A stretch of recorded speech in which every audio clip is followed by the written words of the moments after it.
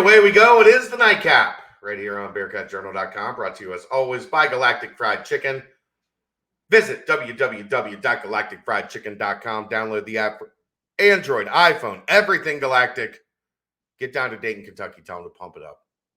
Save yourself 15% off your order, or go to the app, have it delivered. They'll bring it basically anywhere within the 275 loop. Get yourself some grub. You don't want to cook. The Bengals play the Steelers tomorrow at 4:25. Nobody wants to be, slaving over a hot stove at halftime. So get yourself some Galactic Fried Chicken and enjoy a stress-free Sunday. It's a stress-free Saturday, Aaron. I'm Chad Brendel. He's Aaron Smith. The Cincinnati Bearcats, for the 5th consecutive season, have won 9 games. It would be 10 if it wasn't for the COVID year where they only won 9. But 5th consecutive year, Luke Fickell's team has won 9 games. They defeat Temple 23-3. It's a lot of activity. A game where not a lot happened, and also a whole lot happened. Yep. Ben Bryant is going to, I would guess, remain questionable all the way through to Friday at noon. He went out with a foot injury in the first half. Evan Prater came in, led the team to 6 points, was able to do some nice things, still some things that the offense had their struggles. But ultimately, Cincinnati gets out of Philly for the last time, as somebody said earlier this week, in front of friends and family. And the friends were like, we've got a Friendsgiving. What had happened was, so it was just the parents. That was all that was in the stadium. The Link, is that what it is? Lincoln Financial Lincoln Field, yeah. So, dozens of people were there to see the Bearcats. There was I don't know how much you were paying attention at the end of the game. They were scrolling through the crowd, and there was a chick that was sitting there, and she was just like, with her beanie on, this is not worth the $4.63 I spent for this ticket. With her owl beanie on. Yeah, with her owl beanie on. She's looking very dejected. Let's start with quarterback. It's what everybody wants us to talk about. Yeah. Ben Bryant was okay. Had the big play to Trey Tucker. Went 9 of 18. Another costly couple drops. Another couple throws that he probably should have made that he didn't. 9 of 18, 130 yards, 1 touchdown, long of 42, which was the touchdown to Trey Tucker. Right. He took 1 sack. Evan Prater came in for the last drive of the first half, and then all the second half. He finished 12 of 17, 127 yards, long of 18. He took 4 sacks, which was surprising. 9 rushes. He lost 20 yards on those 4 sacks. Ended up with 24 net yards rushing, gained 44 yards on the 5 runs that he did carry it, had a long of 15. You're on a different side of this aisle than me, so I'm going to go to you. What was your takeaway after seeing Evan Prater handed the keys for a little over a half of football?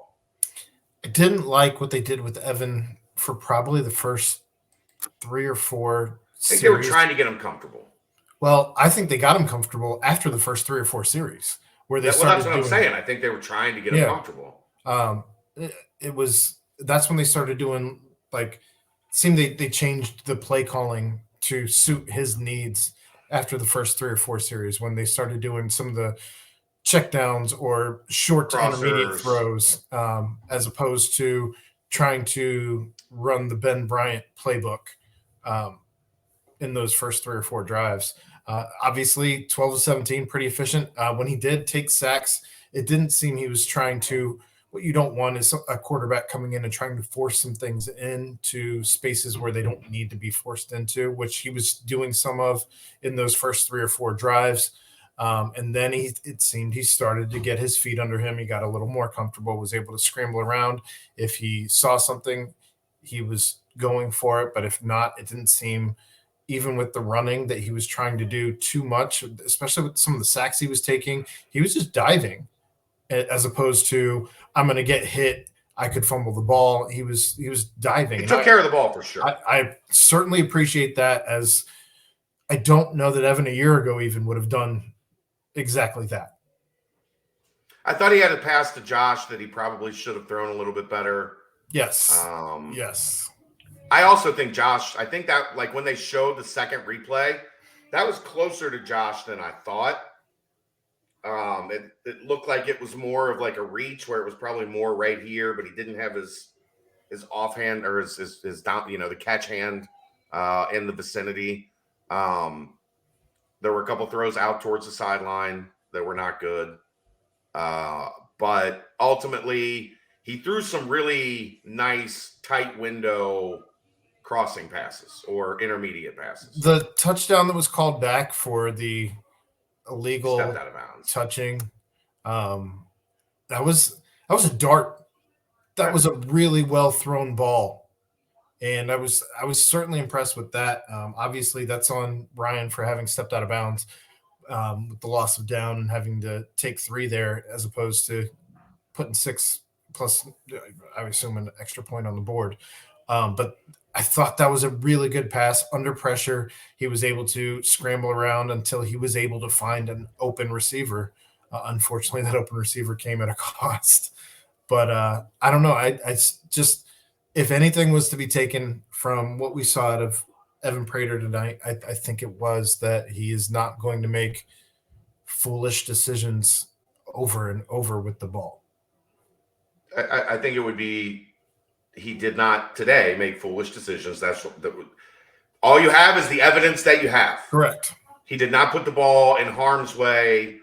There were a couple of those, like, he squeezed him into a tight space that can, if you do that all the time, and that's the only reason I like temper what you said. Yeah, and I mean, I'm just sure. There was probably 2 throws where they were like, he had to put it right here and he put it right here. And that's a credit to him. Yeah. But on those throws, where you get yourself in trouble is if you think you're going to hit him every time, and then you put it up here or you put it down here, and there's defenders on each side, you are entering a bad outcome into the equation. That's the only thing I would say. I get that, and I guess I'll counter that with Ben threw it into triple coverage at one point today. I mean, he's made some questionable decisions as well, and I think that's just, they both have. When you have a gunslinger mentality, as I do believe both of them do. I think when Evan throws the ball, he also has that same gunslinger mentality. That's what you run into, and at the same time, you're going to have some highlight plays that come of that as well. So here's what I'm going to get to. They're different. They're very different. I didn't see the offense operate at a different level of efficiency with either one. I believe that the running game operated a little bit better with Evan back there. They had 4 sacks, so it negates some of I that. just mean that actual run game was able to move at that point in time. They also, you had the Montgomery 14-yard touchdown, that drive where Montgomery had bang, bang, bang, 3, 25, 30, that was the bulk of his yardage. And of course, some of that can come down to, did you wear the offense out, or, there's obviously other factors that go into that. Again, just kind of as we look at the statistics, as we watch the game unfold, who knows? I think what it really comes down to, though, is, I don't know about you, but I was really disappointed in the outcome overall. And I say that because of the 3 points that I brought up. Keep my key points. Let's go into the points. Yeah. Let's get to it. We've gone 10 minutes before getting to this. So I just knew everybody's going to want to hear about the quarterback. So let's talk about the quarterback. So I wanted to reestablish the run game. Again, I don't believe that happened. I think you ran it 43 times for 131 yards. Obviously, with the sacks, some of that is negated.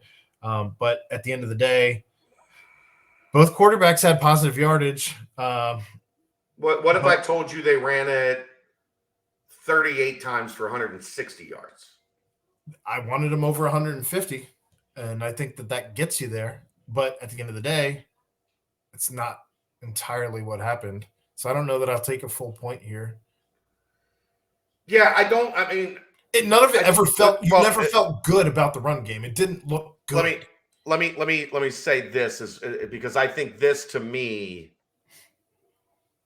is the gist of that. I think we both wanted them to come out and establish the run early in this game. Yes. And through the first 3 or 4 drives, it did not happen. They just look uncomfortable. And I don't know if that's on the offensive line. I don't know if that's on the play calling. I don't know if that's on scheme. I don't know what entirely to blame that on, but it just never felt comfortable watching it. And I'm certain they didn't feel comfortable in the first half running the ball. Yeah. I will say that first that 3rd and goal from the 1 when Corey Kiner jumped. Yeah, if he follows Josh in, I think he's. Or if he just goes low with the 2 guys that are standing there straight up. Yeah. And wins the low man. He's supposed to be a bowling ball. Yeah. He gets into the end zone. Right. What are you jumping for there? Lower your pads. Get in the end zone. You're at the 1. You're also playing collegiate. That wasn't a dog pile where you jumped, right? Like that was not a jumping situation. Whatever you did in high school, forget. You're playing actual like collegiate athletes now, even if it's Temple. I'm not giving you a point there because I don't think I should. It was okay, but they are also the 105th ranked rush defense in the country. You have to be better than okay against Temple. I concur. Score more than 30 points. I can't take a point there because, again, for now the 5th game in a row, we have not scored more than 30 points. And, again, it leaves me a little disappointed, especially it's Temple. Your defense did great. Defense did great against a team that's been defense was amazing, racking up some points. But you got to score more than 23 points against Temple. I understand the spread was 17. I understand it was cold. I think that's the first time that I can recall seeing Luke Fickell in a hat. Somebody joked that the staff was like, "Luke's in a hat. All right, everybody get the warm stuff. Luke's got a hat on." That's really funny. Like you never want to be the guy that's all bundled up when your head coach is like in a thin long sleeve t-shirt and no hat. Yeah. But as soon as he puts that toboggan on, we're good. They posted a thing like a cartoon of like everybody scrambling, and it was like the staff asking for hats as soon as Luke put one on. I don't know. Unfortunately, Aaron, I am not. I have to do Cincy 360 on Tuesday. Yeah. But if you think my first question on Tuesday would not have been about him wearing that hat, you don't understand how I operate at Luke Fickell press conferences. Shoulda, coulda, woulda, Chad. Shoulda, coulda, woulda. I know. I agreed to that shift a long time ago. I'm sorry. Can't take a point there on my second point and step on their throats. I don't feel like that ever happened either. I'm going to disagree. Okay. I think they put their foot on Temple's throat. They just never killed him. Right? It's like in wrestling where they do the flex over the guy. They got the foot like on their throat, but they're not actually like they stepped on their throats, but it was a WWE step on their throats and not a UFC step on their throats. And even if they had scored that touchdown with Ryan Montgomery and it doesn't go for 3, it's still never actually. It's still 27. You still don't score 30. You still it doesn't separate you by. I mean, it's still a 3-score game, I suppose. So yeah, I don't know. 0 for 3. I will take the L. Like I said, I didn't feel good about it. So I think that we're scoring. I mean, that's That's the point of this, right? Like, yeah, I think they left a lot on the table, and I think that's a fair assessment of this game. Everybody out there does their like keys to the game, and then nobody holds themselves accountable. We're doing it. We do that. So of course, there's going to be like when you didn't win your points, you're gonna feel like they didn't do what you wanted them to accomplish, even in a 23-3 win. All right, here we go. No fly zone. I'm giving myself that one. The pass defense, the defense was outstanding. Yep. EJ Warner was 21 of 36. He completed at 36 attempts, 167 yards. Woof. And two picks, two fumble recoveries. Yeah, defense was amazing. So I give them all the credit in the world. Some really interesting schematic decisions, especially early. They had Van Fossen and they were using Deshaun Pace as a third safety. So they were using Ty and Deshaun in the game a lot. I don't know if that was to combat some of the loss of Brian Threats in the first half. I didn't notice it as much in the second half. Dingle got a pick, though. Dingle got a pick, playing in place. Right. Once Armorion went down, and then you already had Threats out. Dingle comes in, gets a really nice pick. Good play. It was on the ball. It amazes me how, I don't think we talk enough about how good Colin Hitchler is as a safeties coach. I don't think we talk enough about how wrong we were earlier in this season, especially in the off season, about how we didn't think there was a ton of safety depth. Of course, we did correct that later in the off season. Well, I think it's fair, but when there's no experience, to say we're concerned about what safety is going to look like. I also think where you're headed, it's fair to say with Colin Hitchler coaching safeties, it's going to be okay. Yeah. It's good. So one way or another, somehow it's going to be okay. No fly zone. I thought the secondary was really good. If you can't run now, maybe they just can't run. It's clear. We are not a running team. Cincinnati is not a running team. So I think I earn a point for that, even though that wasn't the point I was making. But I'm not going to give myself the point. I don't want half a point.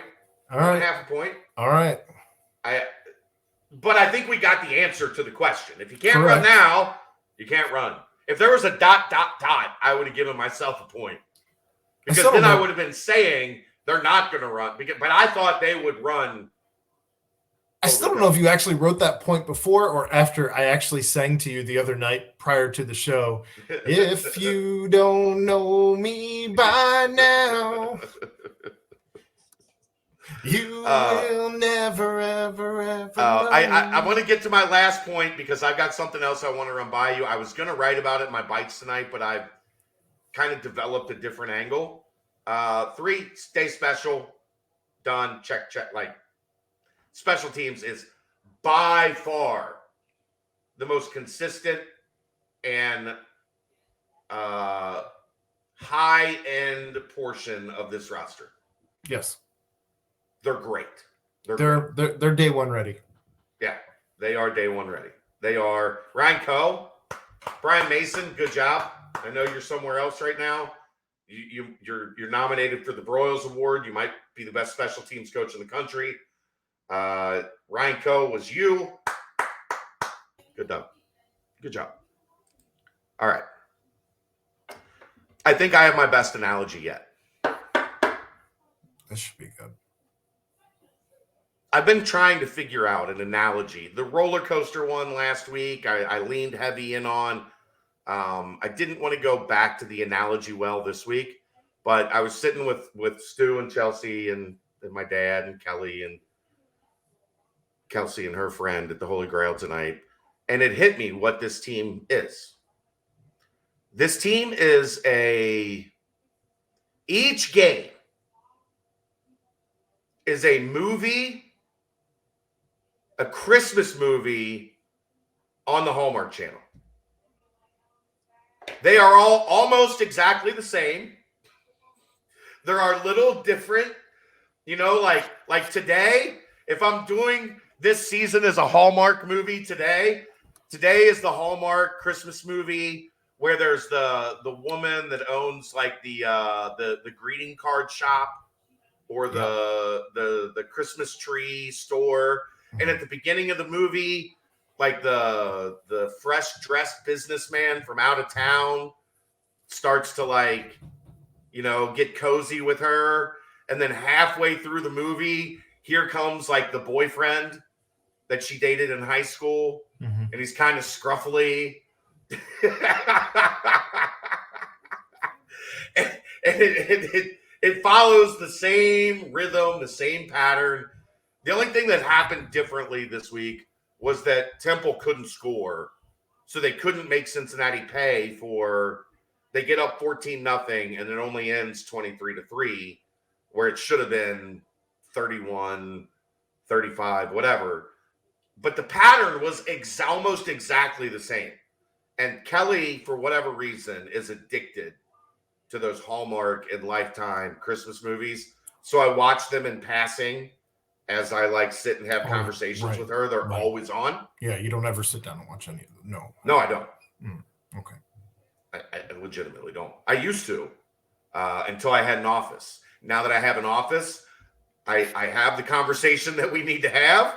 And then I retreat to the office to allow her, because if I sit there, I ruin her experience by going, oh, there he is. He's going to do this. And I start calling out the movie and she hates it. And I'm an asshole, of course. All I'm going to say about that analogy is, Am I wrong? No. You know I'm not wrong. You're shaking your head and saying yes to yourself right now. That's the Nightcap, brought to you by Galactic Fried Chicken, right here on BearcatJournal.com. Say it!